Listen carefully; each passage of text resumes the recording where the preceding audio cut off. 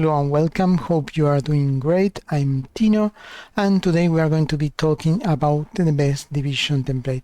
But there is no such thing as best division template for every situation, so I'm going to give you the tools. Of course, I'm going to give you some models, some templates, but you should customize that template to your needs. So, for example, we are going to talk about all this stuff here, all this stuff down here, the harness, the effect of using different types of infantry with the tanks is not the same if you add special forces. Let me find the template. Here is my actual offensive template.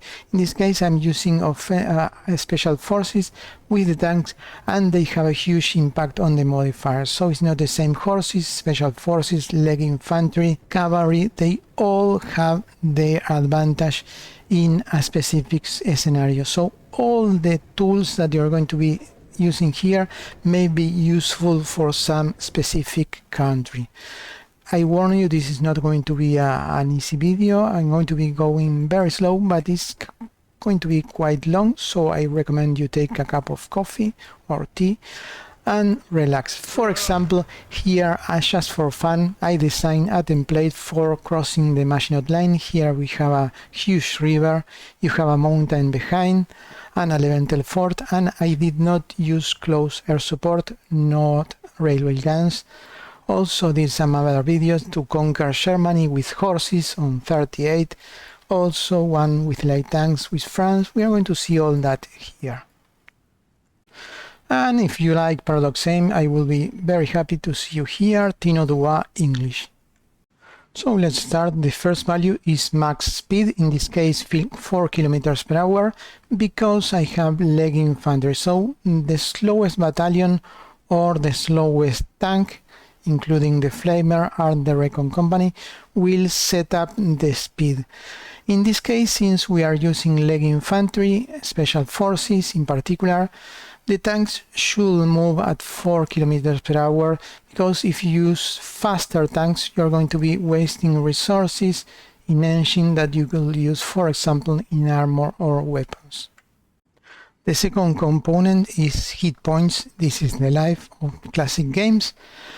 And the more hit points, the better. For example, if you have 100 hit points and the enemy is making you damage, they destroy 50 of those 100 hit points, half of your equipment and manpower will be destroyed.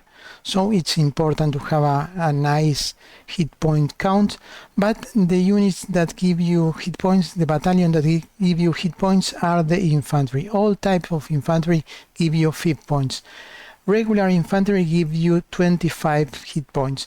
Special forces give you less. Let me show you, for example, Marines.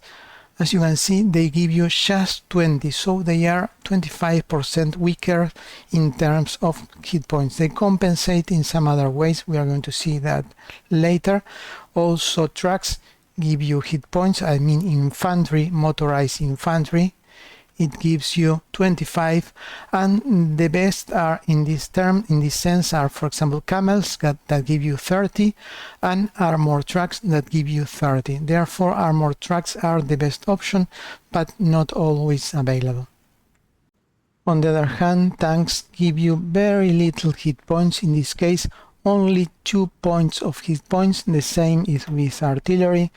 Let me see, artillery, all types of artillery. It also gives you very low hit points, less than 1, and that is because the game needs to balance. You need to have infantry, so you give hit points to the unit and then you add punch and armor. But only infantry with like a big giant with no punch, and pure artillery or tanks are going to have a so low hit points count that they are going to be very vulnerable. Therefore, it's essential that for any unit you add infantry. It doesn't matter what kind of unit you are going to be making, you always need a good number of infantry units. It could be a mix, and I recommend they all follow the same speed. In this case, could be, for example, 9 regulars leg infantry, or you can mix special forces, whatever you want, but you need infantry for the hit points. Next, you have organization. While you have 1 point of organization or 0.5, you can still keep fighting. Once you reach 0 organization, if you are attacking, the attack will stop, and if you are being attacked, the unit will retreat. So if you have 70 organization or 1 organization, you are going to be dealing the same amount of damage to the enemy. Usually when you strategically redeploy, the organization will go down a lot, but it depends on your style of playing. For me, organization is not so important, because if you are losing organization, means that your unit is not so well designed. If you design a perfect division, as I show in some of the videos that I move and attack, I strategically redeploy and hit, strategically redeploy and hit with just 1 or 2 organization points. The rest of the values are kind of specific. I don't mean that they are not important, but you can do very much about them right now. So we are going to check the next very important value, that is soft attack. Why soft attack? Because all the enemy units, 95%, are going to be soft. Even the armor units have soft attack, so you are interested in increasing this value a lot. This value is used both for attack and defense. Don't get confused by the term attack. If you are defending, you are also hitting the enemy with your soft attack. If you are attacking, of course, you are also using your soft attack. Tanks and artillery give you soft attack, but tanks also give you breakthrough, and artillery give you more defense. So if you are designing a unit for attack, you should use tanks, and if you are designing a unit for defense, you should use artillery instead. That is much cheaper. Regarding the air attack, all that matters is that you have enough air cover for the size of the division. For example, if the division is small, you can use a company. If the division is big, you can use a battalion. If you want to use a bomber trap, you can use 3 or 4 battalions, and you are going to be crushing the enemy close air support units. Next, defense and breakthrough. As we already said, infantry and artillery have defense and tanks have breakthrough. The breakthrough is your defense when you are attacking. When you are defending, your defense value is use the defense. But when you are attacking, the breakthrough is transformed into your defense. But remember that the ministers and all the ones that give you defense, some ministers give you defense, well, that defense is converted into breakthrough when you are attacking. Also, when you pick a general, let me show you a general. Here you have the defense shield. Well, this value helps you in your breakthrough also. You will have +5 breakthrough when you are attacking with this general. Next value, armor. This one is very important. You need to have a high armor. The only units that can give you armor are tanks, and it's an average between all your tanks and your best tank. So a technique generally useful for infantry is add a very single tank, just a single tank, but with a very powerful armor and just that pure armor. The enemy uses its armor piercing value to pierce your armor. Here is the piercing of your division. For example, here we have a piercing of 31, and the piercing could be partial. So for example, the more armor you have, the better, because they can do partial piercing, and that means that your armor is going to be working at 75%, at 50%, and so on. The next value is piercing. You should have not many piercing units. You should put just 1 anti-tank, because the anti-tank gives you hard attack and is not very useful, but you need the anti-tank for the piercing bonus. If you have an up-to-date anti-tank battalion in your company, you will have enough piercing to defeat the enemy. And it's very important that you have armor and piercing, because if you have piercing enough and you pierce the enemy armor, the enemy is not going to be able to use the armor bonus. What the armor bonus does is that you get half damage and you deal a lot more damage and organization to the enemy. So it's super important that you have more armor than the enemy piercing, and that you have more piercing than the enemy armor. And down here we have entrenchment. This is also useful. I did a dedicated video that I am going to leave you in the description for a perfect defense division. You can add like a tank, a recon tank, a flamer tank, and a regular tank with blazer. Blazer gives you more entrenchment, and you can do a very powerful and cheap infantry division for defense, but the infantry division for defense are in the description. And the last one that matters is fuel capacity, because now you can add fuel tanks to your tanks or your recon companies or your flamer tanks, and that way you are going to be increasing a lot the range of your unit, and also will suffer far less attrition because they are not going to be run out of fuel. That is the main cause of attrition of your tank. So you are going to be saving tanks by having a good fuel capacity. So the first tip for designing a good division and a good armor division is that the division should be big. You should use a combat width of 42, 44. It depends on the type of terrain that you are going to be playing. The combat width varies with the terrain. For example, the plains have more combat width. There is a table on that, and the mountains have a far more small combat width. So why the units should be as big as possible? Because the units in the combat, they will pick one or more enemies according to the size, the size of the unit, and all the defending units will pick one of the enemy units, and they will start concentrating. If you have a lot of small units, there is a chance that the enemy attack, in this case for example 100, 140, you have a small unit with a small breakthrough. If the enemy bypass the breakthrough, in this case is very big, more than 1000, so even combine all the defending units and attacking the single units, the breakthrough is so big that they are going to be doing little damage. If you bypass the enemy breakthrough, you are going to do critical damage that is 4 times more damaging. So by concentrating all your units into a big one, you increase the chances that the enemy cannot break your defense. Also, the same thing applies the other way around.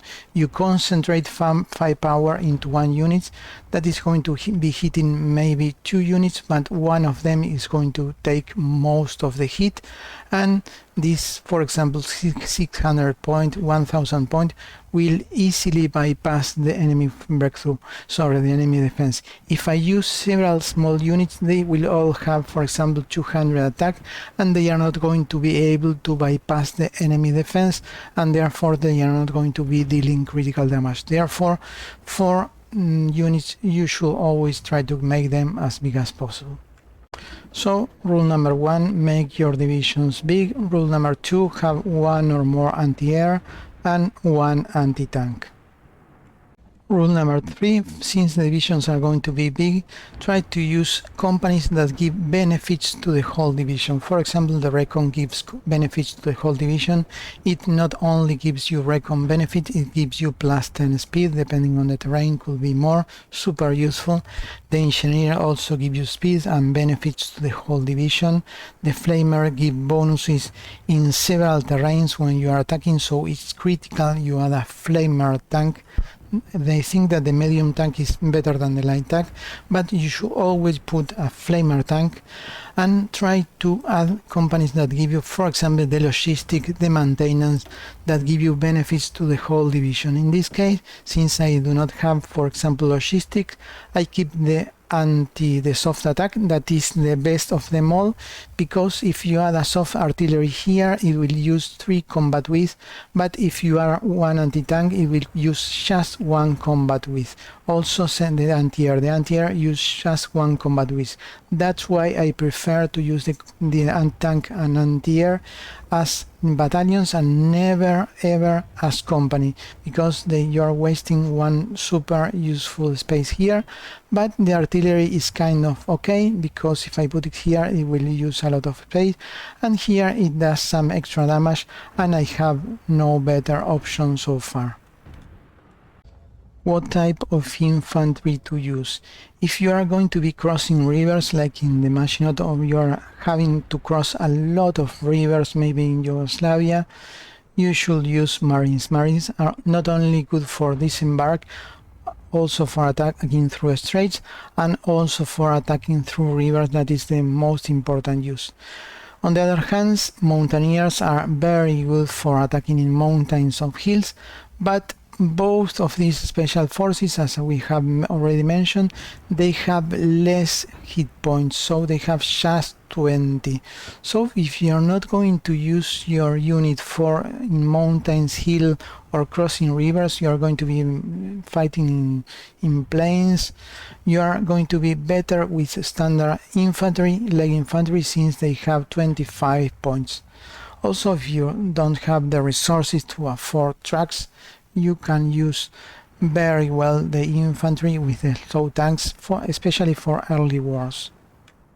The armor truck is always the best option because they are fast and they perform very well in all kind of terrains, but usually early you don't have the resources. If you are a small nation, this is not an option, but if you have the possibility to add the armor car, the armor transport is great because they have even more hit points, 30 hit points.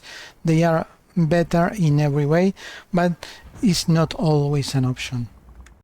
On the other hand, the trucks, the regular trucks, are not so good. It depends on the terrain that you are going to be fighting. If you fight on plains, they will perform very well since they have a little more breakthrough. But if you are going to fight in forest, they have huge penalties.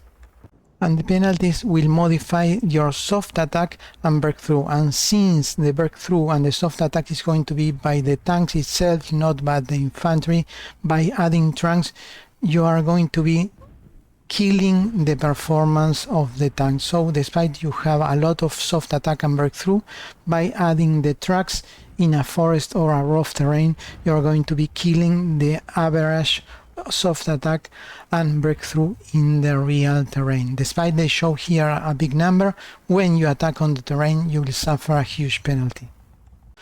Regarding horses, is an intermediate option. For example, if you fight on forest, the leg infantry will give you the higher bonus. The horses will give you an intermediate bonus or less penalty, and the trucks will crash your attack and breakthrough. But they move at 6.5, 6.4, so it's a very good option. It's a kind of intermediate between leg and trucks. If you're as Poland, it's a great option because you have in Germany lots of forests, and if you go just with infantry they move too slow, so you can't encircle. If you use truck they just can't win the battle, so the way to go is horses in this case. So, for example, if you play as Turkey of Greece and you plan to form the Ottoman Empire or the Byzantine Empire, you are going to be probably better with mountaineers and tanks. If you are playing as Poland, you are better with horses. If you are playing as Germany, you are going to have armored trucks, so you don't have to think very much. And if you play I would like to add some quick consideration with the doctrines. There are two doctrines that are very important for the design. This one gives you more breakthrough. You can have easily reaching the 4 level. You get 40% extra breakthrough. And this one gives you more soft attack. If you follow this line, you will get soft attack for the tanks. Therefore, if you follow this line, you shouldn't add too much breakthrough because you only need more breakthrough than the enemy soft attack. If you use more, it's going to be an overkill.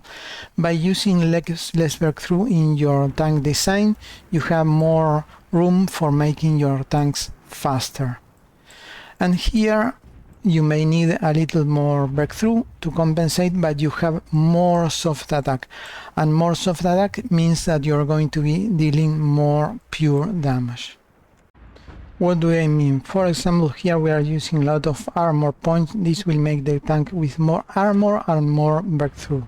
But since we already have a lot of breakthrough and we are using many tanks, you can take out all the armor and this will give you far more speed, 10 kilometers per hour, and it will be a much better and much faster template. If we use armor tracks, we are going to have a very fast tank, and we are really not needing that breakthrough. We are only needed to add just one tank with a lot of armor to provide a very good armor for the whole division, and the rest of the units should have very little breakthrough. It's not little, it's kind of 35, it's already a lot. If you design a very big division like the one that we are using here, with 35 multiplied by this number of tanks, you are going to have more than enough tanks, and I would recommend you add 2 more tanks here and take infantry, but we are going to see that right now. So another aspect, the ratio between tanks and infantry. What is better, this or for example this? We are going to remove 2 infantry battalions and we are going to add the medium tanks.